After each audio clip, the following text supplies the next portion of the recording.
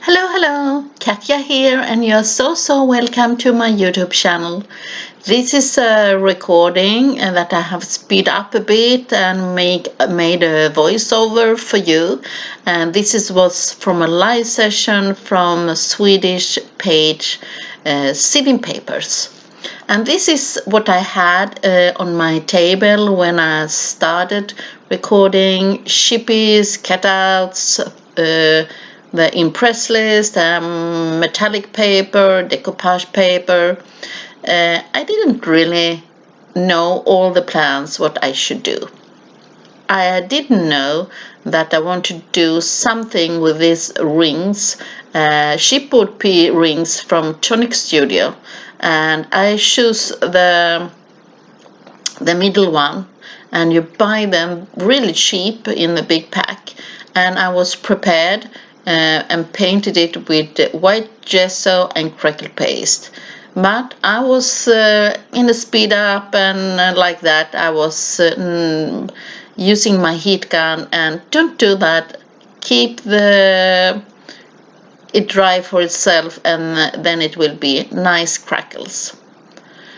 I will also use these impress lists from Sussex, and it's a Christmas decoration, but I'm thinking, why not? We're trying if we can do like a fall project. I have this metallic paper from Tim Holtz. It's a set of many different metallic papers, and I use my Big Shot to cut out. It's a die and it's do embossing in the same time, and it's like a Christmas decoration, but I'm thinking, why not? The leaves can be used like for a fall project. And you see, I have the copper color, and I'm thinking, why not? It goes with the Prima spice and pumpkin and spice paper. Ooh, I try. So I have already cut out some of white because I'm thinking that you can use them on many different ways, like in the background. Also having some shippies from Prima, gorgeous shipboards, and I like to use them a lot. And I haven't really decided what to do, so I have like from 3 different collections. So I have embossed one, and that's what I want to have in the background, a little bit outside the ring. So I'm thinking a little bit about the composition, what I would do, and I have also some cutouts from the pumpkin and spice collection, made some cutouts. So I'm thinking to do like layering with these papers and chipboards, so you can see how I'm thinking to do the decoration. So when I'm working, I put like a kit on my table, and then I'm trying out what I can use and trying out. I'm not like thinking perfect in the beginning how I will do. Sometimes I change my mind and use something what I have on my table. I will glue the chipboard and the cutouts with heavy budget gel. It's a really strong gel, and you can also use the 3D gel, but I have a little bit left in this jar and I want to empty it. And be sure to like my channel, share it, and please write me a question or a note, something. It means a lot, but really please give the thumbs up. That means really a lot, and watch the video and share it. It means so much if you can do that. Or if you want to leave the thumbs down, do that. But please leave me a comment and let me know what you think. Remember, this is not a perfect recording because it was from a live session, and I have tried to shorten it up and to share it with you because I think it was a really fun project, and to show you what you can do with your die cuts, or if you have something else that doesn't need to be seasonal, you can use it on different ways. So I'm gluing and I'm picking up some of the excess. I believe will not show, but I'm picking up if there is a little bit too much here and there.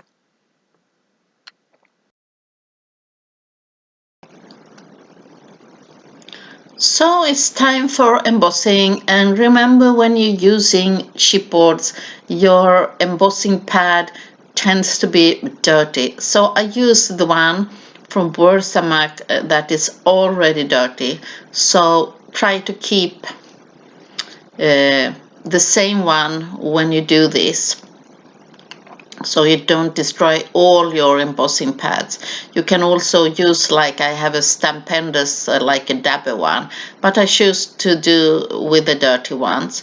So I have these chipboard gears from Prima's Mechanicals something, I don't remember, and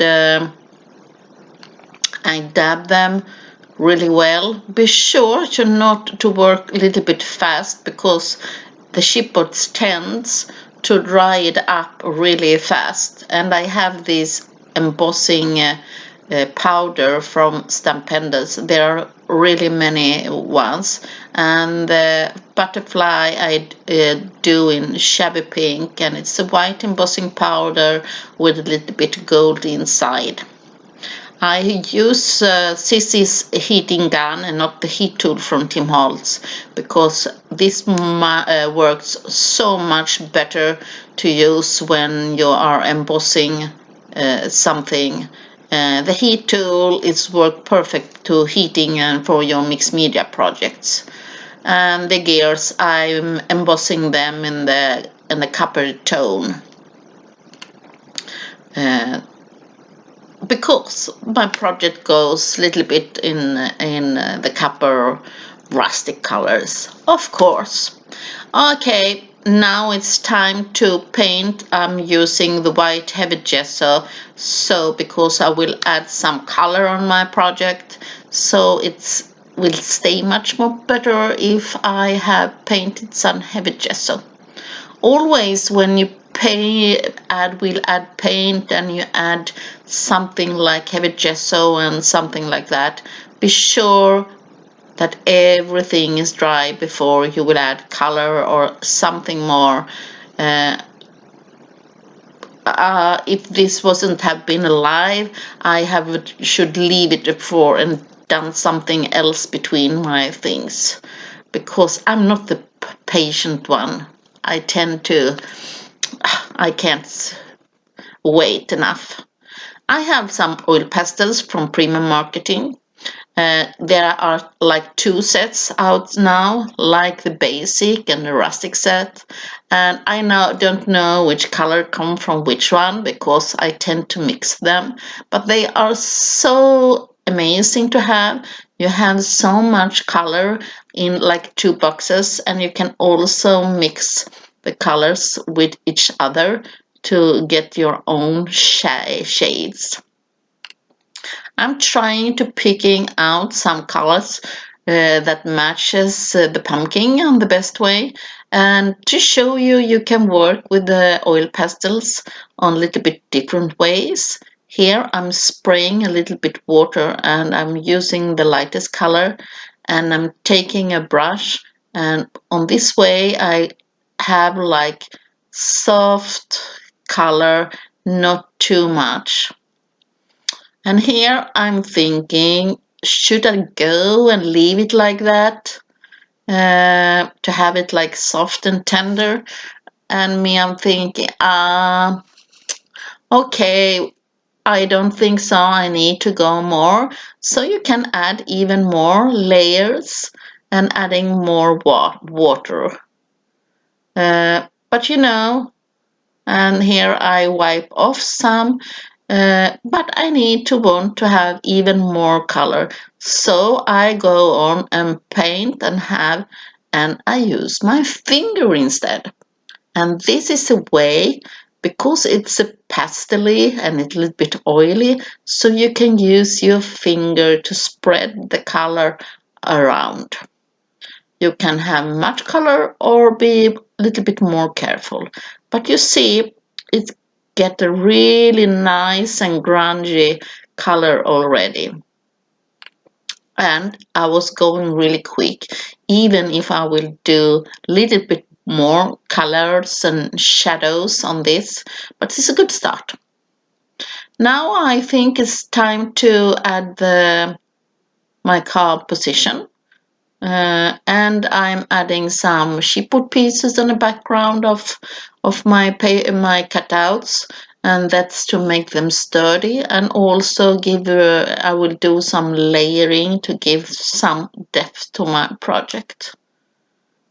So I love these kind of projects, to mix media with paper and chipboards, and yeah, so fun.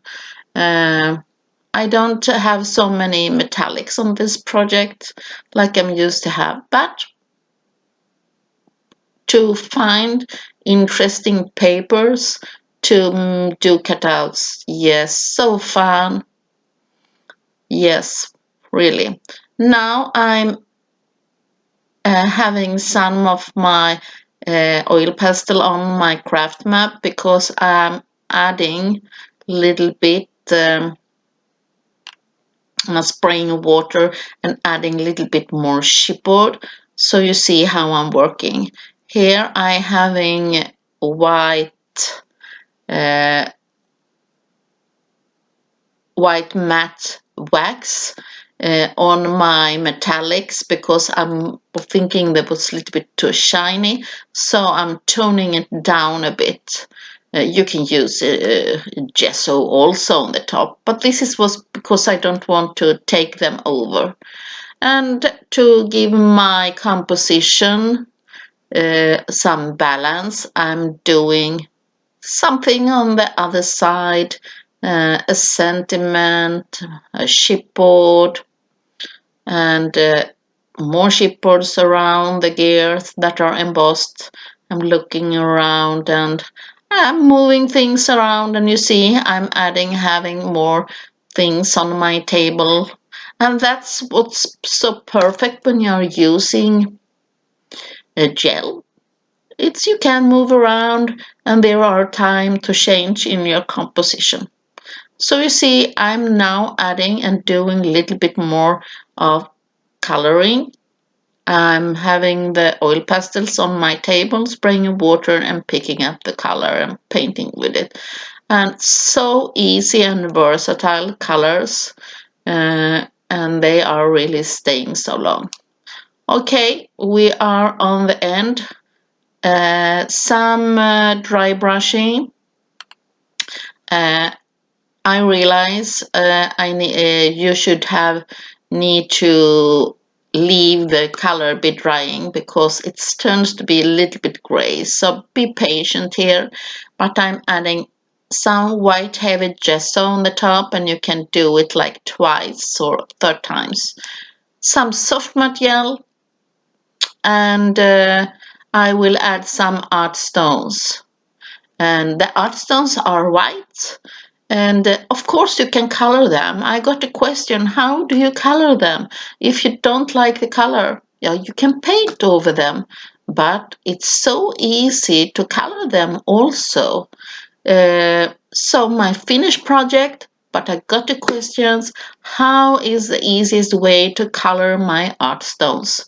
Because they are white and I like them white, but on my final project, I have some sienna colors, like a brown color on. So you can use the liquid acrylic paints to paint it, because it's so clear. So you can take some of your art stones, you use liquid acrylic paint, or why not you can use your alcohol inks only a few drops on your art stones and you have a new color. Hope you enjoy my video, and I hope you will have a nice craft time, and see you soon in the next tutorial. Bye bye.